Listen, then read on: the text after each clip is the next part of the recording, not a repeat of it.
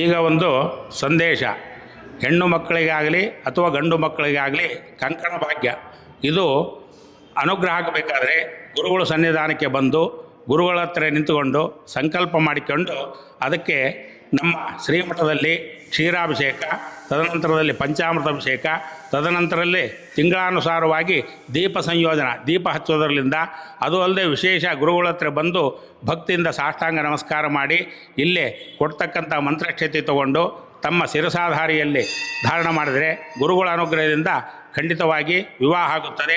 ಅದು ಅಲ್ಲದೆ ತಮಗೆ ಜಾತಕದಲ್ಲಿ ಏನಾದರೂ ಇದ್ದರೆ ಅದನ್ನು ಪರಿಹಾರಕ್ಕೋಸ್ಕರವಾಗಿ ಮಠದಲ್ಲಿ ಗುರುಗಳ ಆದೇಶದಂತೆ ನವಗ್ರಹ ಹೋಮ, ಆಮೇಲೆ ಮೃತ್ಯುಂಜಯ ಹೋಮ, ತದನಂತರ ಲಕ್ಷ್ಮೀನಾರಾಯಣನ ಹೋಮ, ಶ್ರೀಕರ ರಕ್ಷಾ ಹೋಮ, ಈ ಎಲ್ಲ ಹೋಮಾದಿಗಳು ಆಗ್ತಾಯಿದೆ.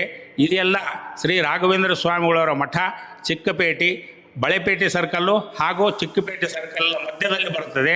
ಈ ತಾವು ಬಂದು ಇಲ್ಲೇ ಆಫೀಸ್ನಲ್ಲಿ ವಿಚಾರ ಮಾಡಿ ತಮಗೆ ಯಾವ್ಯಾವುದು ಭಾಗ್ಯ, ವಿವಾಹ ಭಾಗ್ಯ ಬೇಕೋ ಅಥವಾ ಸಂತಾನ ಭಾಗ್ಯ ಬೇಕೋ ಅಥವಾ ಮನೆಯಲ್ಲಿ ಏನು ಉಪದ್ರವ ಅಂದರೆ ಭೂತ ಚೇಷ್ಟೆ ಇತ್ಯಾದಿಗಳು ಇರುತ್ತೆ, ಅದಕ್ಕೂ ನರಸಿಂಹದೇವರ ಮಣ್ಣು ಸೂಕ್ತ ಅಂತ ಒಂದು ಹೋಮ ಇದೆ.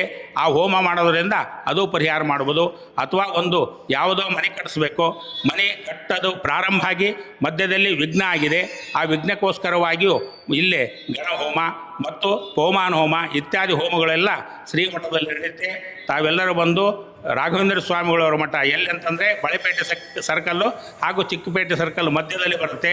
ಹಿಂದಕ್ಕೆ ವಿಜಯಲಕ್ಷ್ಮಿ ಒಂದು ಟಾಕೇಜ್ ಇತ್ತು, ಆ ಟಾಕೇಜ್ನ ಹತ್ರನೇ ಇದು ಬರೋದು. ತಮಗೆಲ್ಲರೂ ಈ ವಿಡಿಯೋ ನೋಡಿದವರು ತಮ್ಗೆ ಯಾವುದ್ಯಾವುದು ತೊಂದರೆ ಇದೆ ಅವರೆಲ್ಲ ಬಂದು ರಾಘವೇಂದ್ರ ಸ್ವಾಮಿಗಳವರ ಅನುಗ್ರಹಕ್ಕೆ ಪಾತ್ರ ಆಗಬೇಕಂತ ಕೇಳ್ಕೊಳ್ತಾ ಇದ್ದೇನೆ.